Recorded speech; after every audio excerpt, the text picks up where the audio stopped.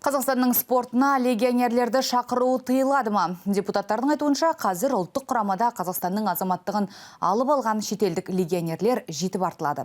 Мәжілісте қаралған Қазақстан Республикасының кейбір заңнамалық актілеріне дене шынықтыру және спорт, сондай-ақ нормалардың артық заңнамалық регламенттелуін болғызбау мәселелері бойынша өзгерістер мен толықтырулар енгізу туралы заң жобасы қаралды.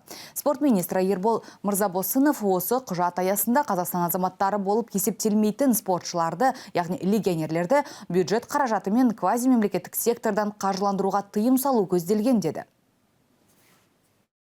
Ел спортында қордаланып қалған мәселе шаш етектен. Париж олимпиадасы отандық спортшылардың дайындығының төмен екенін көрсетті. Сол үшін экспорт министрі Маржықпаев қызметінен кеткені мәлім.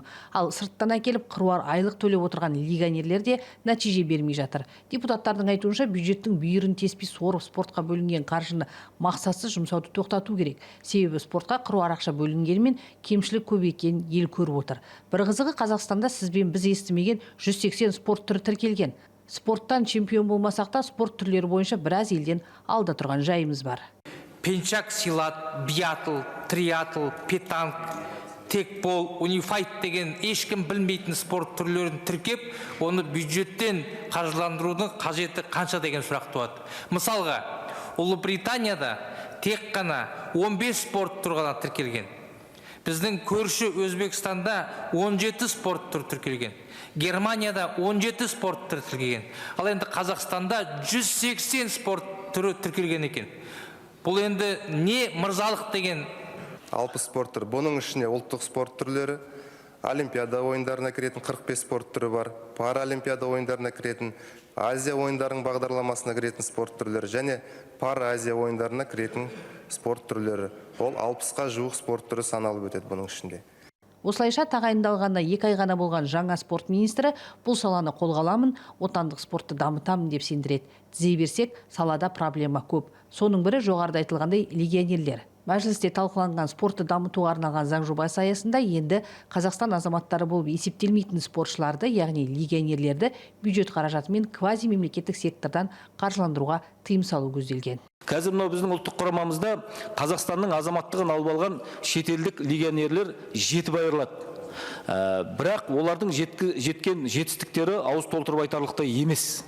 Оларға келген кезде үкімет ақшаны үйіп төкті, азаматтықты да жылдам әрі тез алып берді. Бірақ осы Париж олимпиадасының алдында сол Қазақстанның азаматтығын алып алған 2 бірдей теннисші ең айтулы, ең маңызды сәтте жарысқа қатысудан бас тартқанын да білеміз. Бұл елдің наразылығын тудырды. Ал елге легионерлерді шақыру тыйыла ма? Жауапқа тарту қарастырыла ма? Егер олимпиададан дәл алдында бас тартып жатса осындай спортшылар? Әрине, егер заңға қайшы келсе, біз қарастырамыз міндетті түрде. Бірақ одан да бөлек біз легионерлерді енді тарту мәселесінен ондай жоспар қоймаймыз елге. Мемлекет бюджеттен енді біз легионерлерді қаржыландырмаймыз. Арнайы легионер деген бүгінгі біздің ұлттық құрамда жоқ деуге болады, сіздер білесіздер. Бүгінгі бәрі Қазақстан Республикасының азаматтығын алған спортшылар. Кейбір жерлерде біз оғанда қарамастан кеше хоккей мәселесі бойынша біраз легионерлерді қайтарып жатырмыз. Басқа да клубтарға осы жүйені қалыптастыруға, ары қарай отандық спортшыларды көтеруге, отандық мектепті көтеруге жұмыс жасаймыз. Сондай-ақ депутаттар ұлттық спорттың дамымай, халықаралық деңгейге көтерілмей жатқанын да айтты. Айдарбек Қожаназаровтың айтуынша, туризм және спорт индустриясын қолдау қорынан 2023 жылы кәсіби спортқа 22,6 миллиард теңге қаражат бөлінген.